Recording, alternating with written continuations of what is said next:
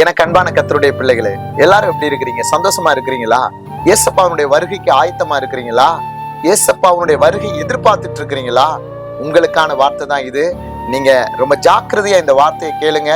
யாரெல்லாம் இதை கடைபிடிக்க விரும்புறீங்களோ நீங்கெல்லாம் நிச்சயமா எங்க போவீங்க? பரலோகத்துக்கு போக கர்த்தர் உங்களுக்கு கிருபை செய்வாரு.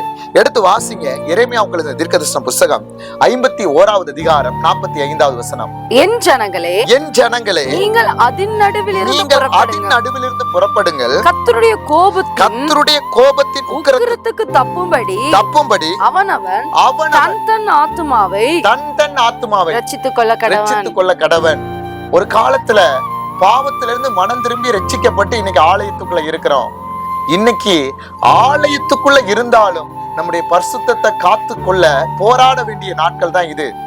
இன்னைக்கு சபைக்குள்ள புறஜாதிகள், இன்னைக்கு கர்த்தர் யாரெல்லாம் விளக்குனாரோ அவர்கள் எல்லாரும் ஆண்டவர் வருகிற இந்த நாட்கள்ல இன்னைக்கு சபைக்குள்ள பாருங்க, புறஜாதிகள் இன்னைக்கு என்ன செய்யறாங்க? தங்களுடைய அசுத்தங்களை நடப்பிக்கிற நாட்களுக்குள்ள வந்துட்டோம். இன்னைக்கு ஒவ்வொரு நாளும் பார்க்கும் பொழுது 20 வருடத்துக்கு முன்னாடி இருந்த சபைகள் இன்னைக்கு நம்ம பட்டணங்கள்ல பார்க்க முடியல. 15 வருஷத்துக்கு முன்னாடி இருந்த சபைகள் இன்னைக்கு பட்டணங்கள்ல பார்க்க முடியல. ஒரு காலத்துல இந்த ஊழியக்காரர் எப்படி ஊழியம் செய்தாரு, ஒரு காலத்துல இந்த பட்டணத்துல இந்த சபை எப்படி இருந்தது. ஆனா இன்னைக்கு பார்க்கும் பொழுது அது வெறுமையா இருக்கு. இன்னைக்கு அந்த ஊழியக்காரருடைய பேரே கிடையாது.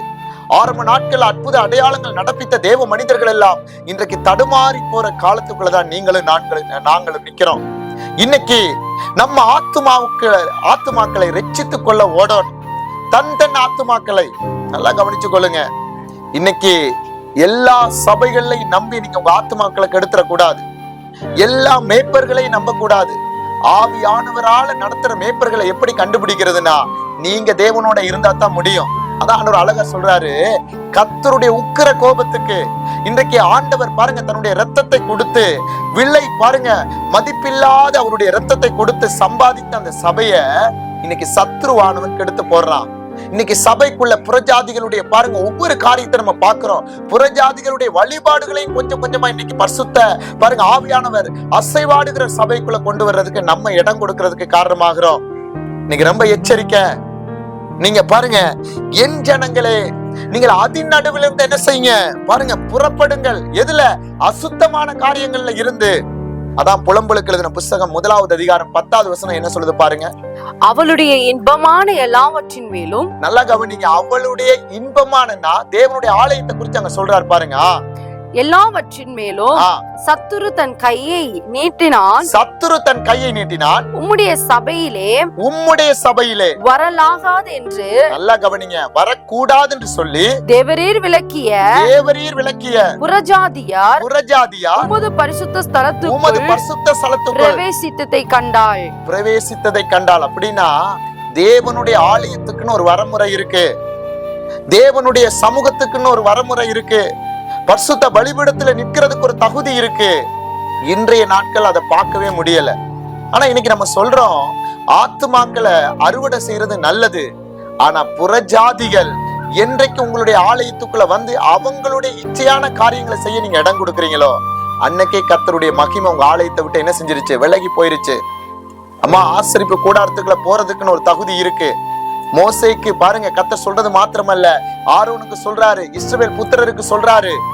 இன்னைக்கு சபைக்குள்ள அரசியல் கட்சிகள், சபைக்குள்ள இசை கச்சேரிகள், சபைக்குள்ள களி ஆட்டங்கள், சபைக்குள்ள ஆண்டவருக்கு துக்கமூற்ற வேதனையான காரியங்கள் இன்னைக்கு நடந்து வர்றதை நம்ம பார்க்கிறோம். இன்னைக்கு ரொம்ப எச்சரிக்கை, ரொம்ப ஜாக்கிரதை.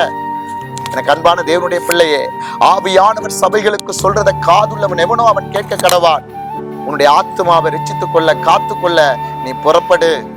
இன்னைக்கு நம்முடைய சபைகளை பார்க்கும் பொழுது 20 வருஷத்துக்கு முன்னாடி எப்படி இருந்துச்சு பாஸ்டர்? நீங்க உங்க வாழ்க்கையை யோசிச்சு பாருங்க. 20 வருஷத்துக்கு முன்னாடி ரட்சிக்கப்பட்ட அதே அனுபவம் இன்னைக்கு நம்மள்ட்ட இருக்கா? நம்ம எவ்வளவு மாறி இன்னைக்கு பின்னாடி போய் நிக்கிறோம், எவ்வளவு கர்த்தருக்கு துக்கம் ஊட்டுறோம், எவ்வளவு தேவனுக்கு துணிகரம் ஊட்டுறோம். நீங்க நல்லா கவனிங்க, ரொம்ப எச்சரிக்கை.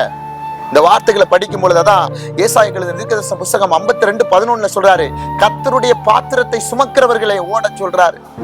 இன்னைக்கு தேவனால வேறு பிரிக்கப்பட்ட ஜனங்கள் நீங்க, உங்க குடும்பத்தில இருந்து வேறு பிரிக்கப்பட்ட ஜனங்கள் நீங்க. புறஜாதிகளுக்கும் உங்களுக்கும் வித்தியாசம் இருக்கு. ஊழியத்தை செய்ய கர்த்தர் உங்களை அழைச்சிருந்தா நீங்க பாருங்க, ஆசாரியன் என்ற அந்த பரிசுத்த உன்னதமான வேலைக்கு அழைக்கப்பட்டிருக்கிறீங்க. உங்க நிமித்தம் கர்த்தருடைய நாமம் தூசிக்கப்பட்ட கூடாது. உங்க நிமித்தம் உங்க சபை விசுவாசிகள் இடறிட கூடாது. உங்க நிமித்தம் பாருங்க உங்க சபை எப்படி கைவிடப்பட்ட கூடாது. ரொம்ப எச்சரிக்கை. இது காலம், கடைசி காலம். ஏன்னா அதே எரேமியா 51:51 சொல்லுது, நிந்தையை கேட்டதினால் வெட்கப்பட்டோம், கர்த்தருடைய ஆலயத்தின் பரிசுத்த ஸ்தலங்களின் மேல் அந்நியர் வந்ததினால் நாணம் நம்முடைய முகங்களை மூடிட்டு. இன்னைக்கு பரிசுத்தமா இருந்தவர்கள் தான் இடறி போற நாட்கள் இது. இன்னைக்கு புறஜாதிகள் என்ன வழிபாடுகள் எல்லாம் செய்யறாங்களோ அதெல்லாம் நம்ம வசனத்தை நமக்கேற்றபடி திருப்பி அந்த வழிபாடுகளை நமஸ்கரிக்கிற நாட்களுக்குள்ள வந்துட்டோம். ரொம்ப ஜாக்கிரதை. நல்லா உங்களை ஆராய்ந்து பாருங்க. புறஜாதிகளுக்கு நமக்கு வித்தியாசம் இருக்கு. அவர்களுடைய வழிபாடுகள் ஒன்றை கற்றுக்கொள்ள கூடாதுன்னு எரேமியால சொல்றாரு. புறஜாதிகளுடைய மார்க்கத்தை கற்றுக்கொள்ளாதிருங்கள் அப்படின்னு. இன்னைக்கு ரொம்ப ஜாக்கிரதை. இன்னைக்கு உங்க சபையை குறிச்சு கர்த்தர் உங்கள்ட்ட தான் கணக்கு கேட்பாரு. மேய்ப்பன் எவ்வளியோ ஆடுகளும் அவ்வளி. உங்க சர்ச்சில் இருக்க ஒரு விசுவாசிட்ட பாருங்க, ஒரு அரை மணி நேரம் ஒரு ஆவிக்குரியவன் பேசினா உங்களுடைய நிலைமையை அறிஞ்சு கொள்ள முடியும். ஏன் தெரியுமா? நீங்க எதை விதைக்கிறீங்களோ அதுதான் உங்க விசுவாசிகள்கிட்ட பிரதிபலிக்கும். நீங்க எதை அற வீட்டுல அந்தரங்கத்துல தேவனோட உறவாடி கற்றுக்கொள்றீங்களோ அதுதான் உங்க தேவ சபையில மகிமையா என்ன செய்யும், பிரகாசிக்கும். அதனால இது காலம், கடைசி காலம். மணவாளன் வீட்டு வாசற்படி வரை வந்துட்டாரு. மணவாட்டியாகிய திருச்சபையும் மணவாட்டியாகிய கன்னிகையும் ஆயத்தமா. இன்னைக்கு உங்களை ஆராய்ந்து பாருங்க. கைவிடப்பட்டு போயிடக்கூடாது. இன்னைக்கு புறஜாதிகளுக்கு இடம் கொடுக்காதீங்க. அரசியல்வாதிகளுக்கு இடம் கொடுக்காதீங்க.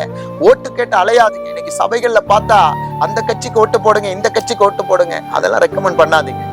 ஜோம் பண்ணுங்க. கர்த்தர் நல்ல தலைவர்களை கொண்டு வருவாரு. உங்களுக்கு ஆவியில யார கர்த்தர் ஏவராரோ அதுக்கு செய்யுங்க. நீங்க சோதிச்சறிஞ்சு செய்யுங்க. இல்ல நான் அந்த கட்சி, நான் இந்த கட்சி அப்படியெல்லாம் சொல்லாதீங்க. மற்றவங்களை போடக்கூடாதுன்னு நம்ம சொல்ல என்ன இல்லை, நமக்கு தகுதி இல்லை. அவங்களுக்குன்னு கர்த்தர் ஒரு ஆத்மாவை கொடுத்திருக்கிறாரு. அவங்களுக்குன்னு ஆவியில நிதானிக்கிற ஒரு தன்மையை கொடுத்திருக்கிறாரு. எது நல்லதோ அதை சோதித்து அதன்படி செய்யுங்க. அதனால உலக வழிபாடுகள், உலக பழக்க வழக்கங்கள், அரசியல் கட்சிகள், அது போல பாருங்க சபையை கள்ளர் குகையாக்கிறாதீங்க. பரிசுத்த ஸ்தலம் அதுக்குன்னு கர்த்தரோட ஒரு இடம் வச்சிருக்கிறாரு. புலம்பல் 1வது அதிகாரத்தை முழுவதும் எடுத்து படிச்சு பாருங்க. அங்க எரேமியாவை கொண்டு கர்த்தர் என்னெல்லாம் பேசுறாரு அப்படின்னு. அதனால உங்களை காத்துக்கொள்ளுங்க. கர்த்தருடைய சமூகத்துக்கு உங்களை ஒப்புக்கொடுங்க. கர்த்தர் உங்களை கொண்டு பெரிய காரியத்தை